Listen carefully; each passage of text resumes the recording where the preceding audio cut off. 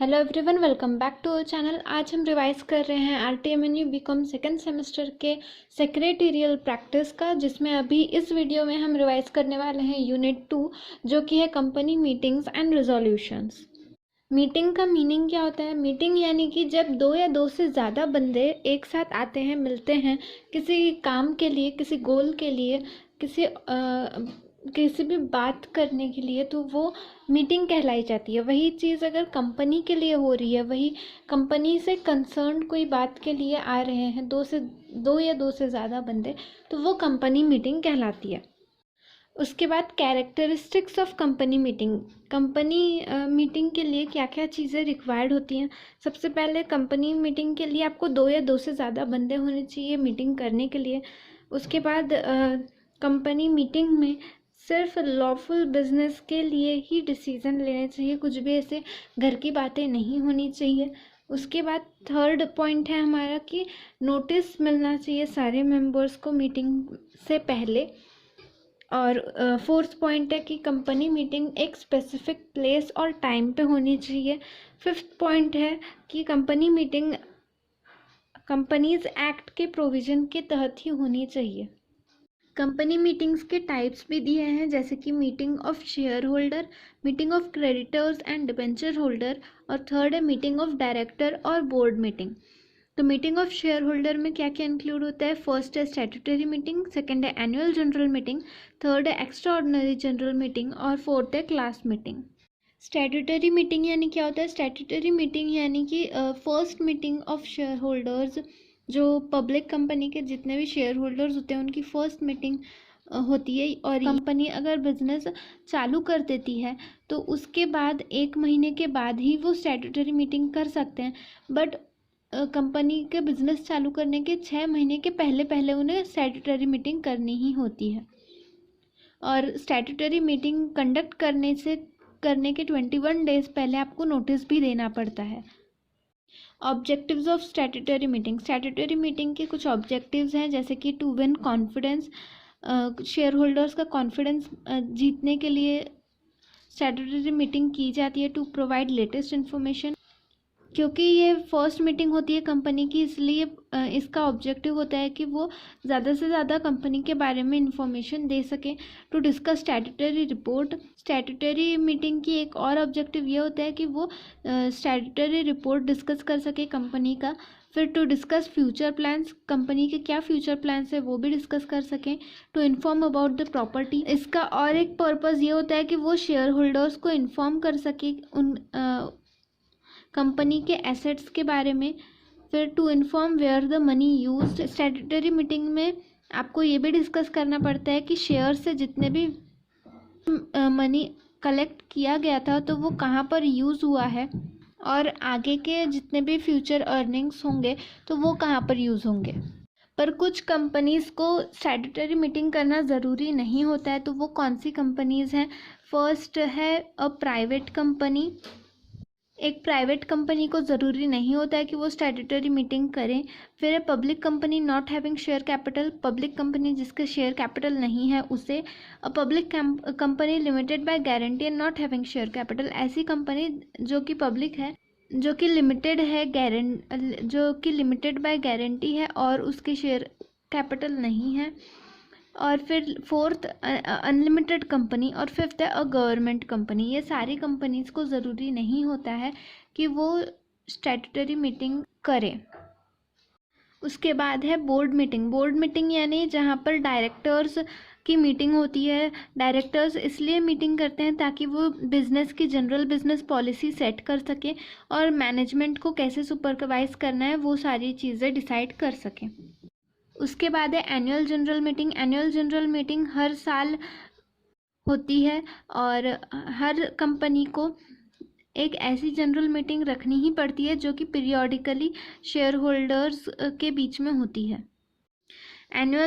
First annual general meeting incorporation के 18 months के पहले पहले हो जानी चाहिए।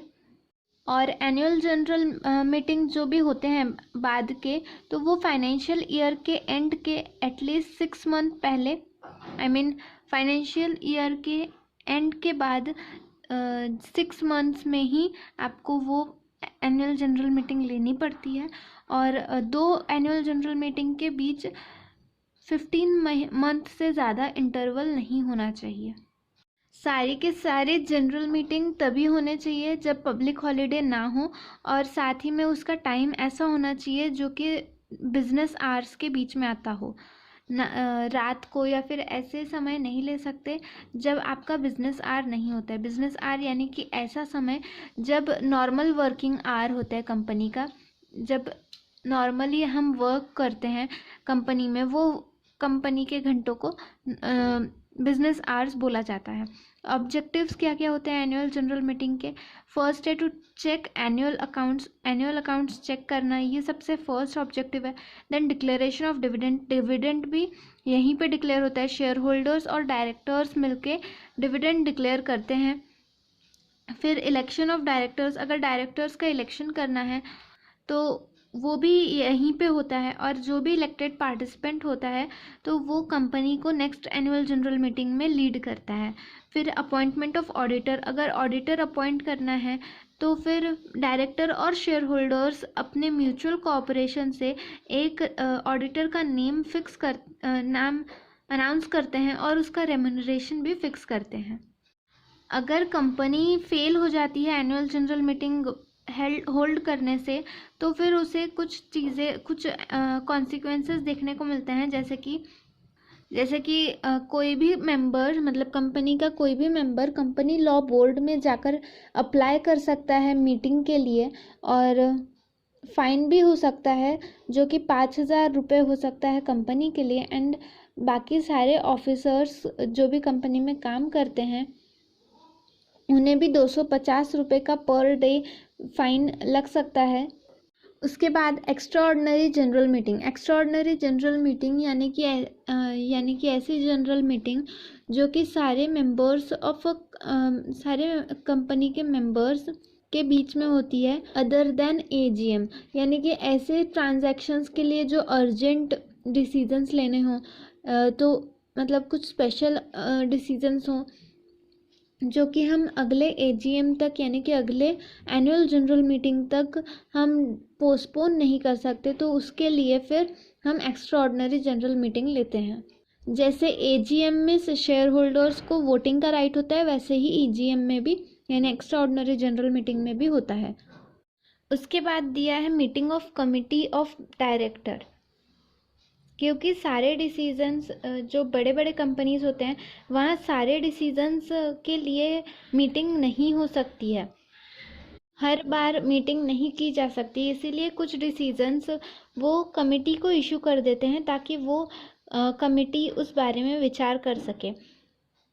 और यहाँ जब कमेटी की बैठक होती है, मतलब कमेटी जब मीटिंग करती है तो वहाँ पर एक चेयरमैन डिसाइड किया जाता है जो कि कमेटी के द्वारा ही इलेक्ट किया जाता है। अगर वो चेयरमैन नहीं आता है या फिर चेयरमैन का मीटिंग चालू होने के 5 मिनट के अंदर वो नहीं आ सकता है तो फिर वापस से दूसरे किसी बंदे को चेयरमैन के तौर पर बिठाया जाता है पर्टिकुलर मीटिंग में। ऐसी कमेटी टेम्पोररी भी हो सकती है या स्टैंडिंग भी हो सकती है। उसके बाद है क्लास मीटिंग यानी ऐसी मीटिंग्स जो कि किसी particular class of share holders के लिए रखी जाती हो ताकि वो उसमें कोई राइट्स या उनके कुछ प्रिविलेजेस में चेंजेस करने हों, तो ऐसे समय पे जो मीटिंग्स रखते हैं तो वो कहलाई जाती है क्लास मीटिंग। जैसे कि अगर हम क्लास देखें शेयर होल्डर्स के, तो जैसे कि प्रेफरेंस शेयर हो गया, ऐसे लोगों को स्पेशली बुलाकर जो मीटिंग होती है वो क्लास मीटिंग की जाती है। Requisitions of valid company meeting valid होने के लिए क्या क्या ज़रूरी है? First, proper authority.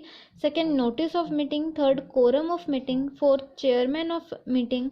और फिफ्थ, मिनट ऑफ मीटिंग। ये सारी चीज़ें ज़रूरी होती है कंपनी मीटिंग के लिए।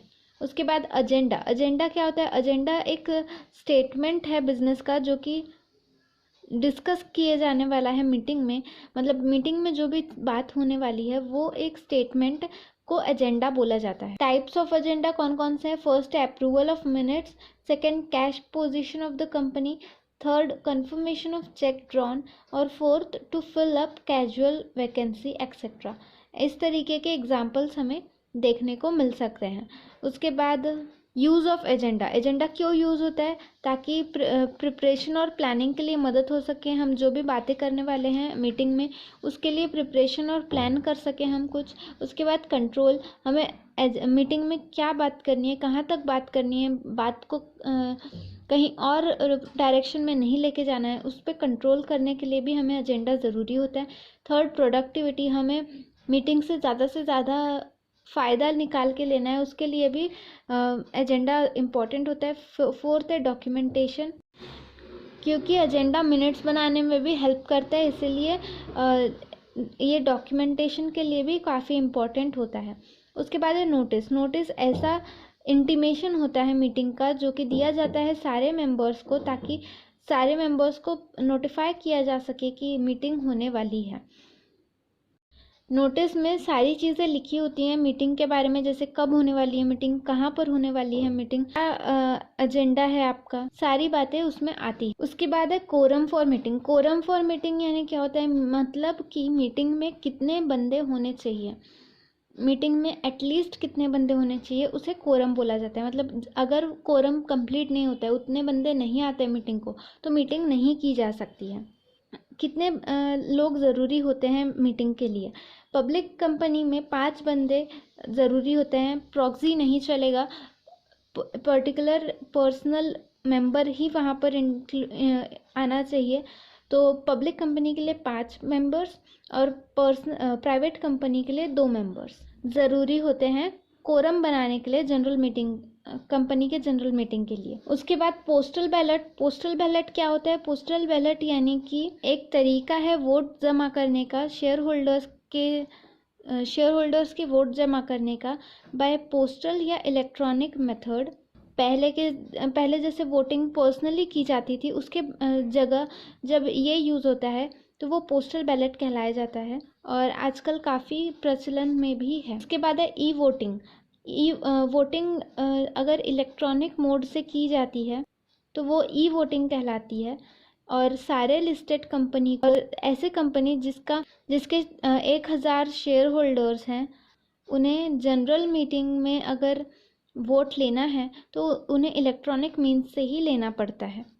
उसके बाद रिजोल्यूशन। रिजोल्यूशन क्या होता है? रिजोल्यूशन यानी ऐसा डिसीज़न जो कि मीटिंग में लिया गया है, जो आप डिस्कस करने वाले थे, उस पर अगर कोई डिसीज़न निश्चित हो जाता है तो वो डिसीज़न को रिजोल्यूशन बोला जाता है। ऑर्डिनरी रिजोल्यूशन यानी कि ऐसा रिजोल्यूशन जो कि सिंपली मेजॉरिटी के ज़रिए लिया जाता है, मतलब 51% ऑफ वोट से जो डिसीज़न लिया जाता है उसे ऑर्डिनरी रिजोल्यूशन कहते हैं।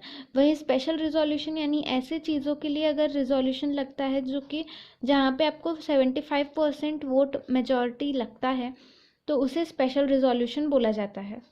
Difference between ordinary resolution and special resolution पढ़ लीजिएगा, इम्पॉर्टेंट है। उसके बाद सर्कुलर रिजोल्यूशन, ऐसा रिजोल्यूशन जो कि डॉक्यूमेंटेड है तो और उसके नीचे कंपनीज डायरेक्टर की साइन भी है, तो उसे बोला जाता है सर्कुलर रिजोल्यूशन। उसके बाद मिनट्स ऑफ मीटिंग। मीटिंग में जितना भी बातें होती हैं, जितनी भी चीज़ें होती हैं, उसे रिकॉर्ड करना, उसे बोला जाता है minutes of meeting. Minutes of meeting काफ़ी इंपॉर्टेंट होती है। अगर आपको जानना है या फिर जो नहीं आए थे उन्हें कुछ बातें पता करनी है, उसके लिए मिनट्स ऑफ मीटिंग काफ़ी इंपॉर्टेंट होती है। साथ ही कुछ स्टैट्यूटरी रिक्वायरमेंट्स के लिए भी कभी कभी मिनट्स ऑफ मीटिंग इंपॉर्टेंट हो जाती है। मिनट्स ऑफ मीटिंग के कुछ प्रकार है, जैसे कि मिनट्स ऑफ रिजोल्यूशन। ये प्रकार में ऐसा होता है कि यहाँ पर सिर्फ रिजोल्यूशन ही, मतलब जितने डिसीजन लिए गए हैं मीटिंग में वही रिकॉर्ड किए जाते हैं। उसके बाद मिनट्स ऑफ नरेशन। ये ऐसा kind of minutes of meeting है जिसमें नरेशन रिकॉर्ड किए जाते हैं, ब्रीफ डिस्कशंस रिकॉर्ड किए जाते हैं जो कि रिजोल्यूशन के तरफ बढ़ते हैं। ऐसे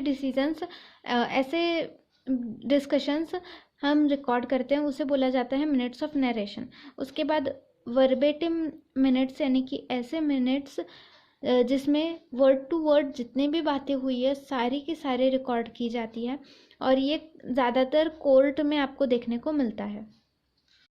तो ये था हमारा सेकंड यूनिट जो कि था कंपनी मीटिंग एंड रिजोल्यूशंस। आपको ये रिवीजन कैसा लगा हमें कमेंट सेक्शन में ज़रूर बताइएगा, और अगर आपको कोई डाउट हो तो आप कमेंट सेक्शन में मुझे पूछ सकते हो। आपको ये वीडियो अच्छा लगा हो तो वीडियो को लाइक करना ना भूलें, इससे हमें मोटिवेशन मिलती है ताकि हम आगे की वीडियोस भी बना पाएँ। इसके आगे की यूनिट भी मैं आज ही अपलोड कर दूंगी, उसके लिए चैनल पे बने रहें, चैनल को सब्सक्राइब करके बेल आइकॉन भी प्रेस करें ताकि आपको नोटिफिकेशन मिल सके। Thank you so much.